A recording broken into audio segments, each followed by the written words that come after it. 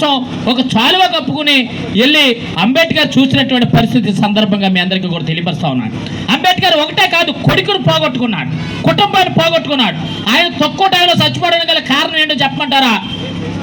రాజ్యాంగం రాయటం కోసం కొంతమందిని నియమించినప్పుడు వారందరికీ కూడా ఆరోగ్యం బాగాలేదని కొంతమంది విదేశాలు వెళ్ళాలని కొంతమంది ఎగ్గొట్టేసినటువంటి పరిస్థితి.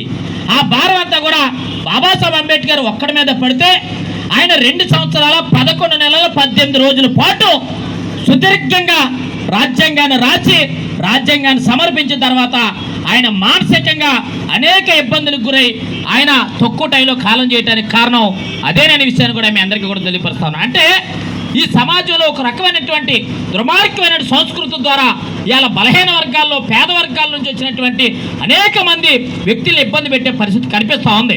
అంబేద్కర్ ఒక్కడివాడు కాదు, అంబేద్కర్ అందరూ వాడు అనే విషయాన్ని మనం తీసుకెళ్ళవలసిందిగా మీ అందరికీ కూడా కోరుతూ ఈ చక్కటి అవకాశం ఇచ్చినటువంటి ఇవాళ కోడెలి వెంకటరావు గారికి కానీ అలాగే కార్మన్ జీవరత్న, ఎందుకంటే ఈ ఏరియాలో ఎప్పుడు అంబేద్కర్ జయంతి కార్యక్రమం ఏర్పాటు చేసిన నన్ను ఇప్పుడు కార్పొరేషన్ చైర్మన్గా లేకపోతే నాయకుడిగా కాకపోయినా అంతకుముందు నుంచి కూడా నన్ను అనేక సంవత్సరాల నుంచి కార్యక్రమానికి ఆహ్వానిస్తున్నటువంటి వారి కమిటీ వారికి హృదయపూర్వకంగా అభినందనలు తెలియజేస్తూ జై భీమ్, జై పూలే, అంబేద్కర్ ఆశయాన్ని మనం అందరూ కూడా కొనసాగించాలనే విషయాన్ని మీ అందరికీ కూడా తెలియపరుస్తూ ఈ అవకాశం ఇచ్చినట్టు మీ అందరికీ కూడా హృదయపూర్వక ధన్యవాదాలు తెలియజేస్తా ఉన్నాను. జై భీమ్. Thank you.